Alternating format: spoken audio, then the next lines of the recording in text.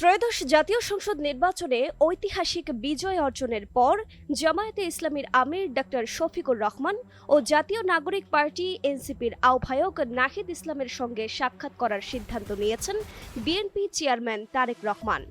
রোববার 15 ফেব্রুয়ারি সন্ধ্যায় পৃথকভাবে 11 দলীয় জোটের এই দুই নেতার বাসভবনে যাবার কথা রয়েছে তার।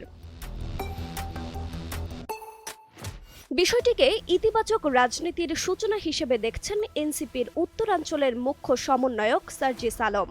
একই সঙ্গে এই উদ্যোগ গ্রহণ করায় তারেক রহমানকে আন্তরিক ধন্যবাদও জানিয়েছেন তিনি। রোববার সকালে সামাজিক যোগাযোগ মাধ্যম ফেসবুকে সার্জিস আলম লেখেন, ইতিবাচক রাজনীতির সূচনা হিসেবে বিএনপির চেয়ারম্যান জনাব তারেক রহমান আজ সন্ধ্যায় বাংলাদেশ জামায়াতে ইসলামীর সম্মানিত আমির ডক্টর শফিকুর রহমান এবং এনসিপির সংগ্রামী আহ্বায়ক জনাব নাহিদ ইসলামের বাসায় যাচ্ছেন।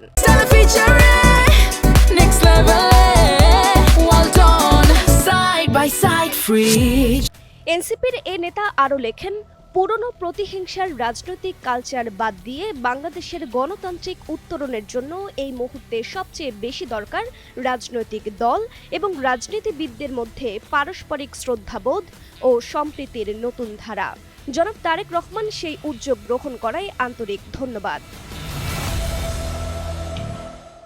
উল্লেখ্য, ত্রয়োদশ জাতীয় সংসদ নির্বাচনে পঞ্চগড় 1 আসনে বিএনপির প্রার্থী ব্যারিস্টার নওশাদ জমিরের কাছে হেরেছেন সার্জিস আলম।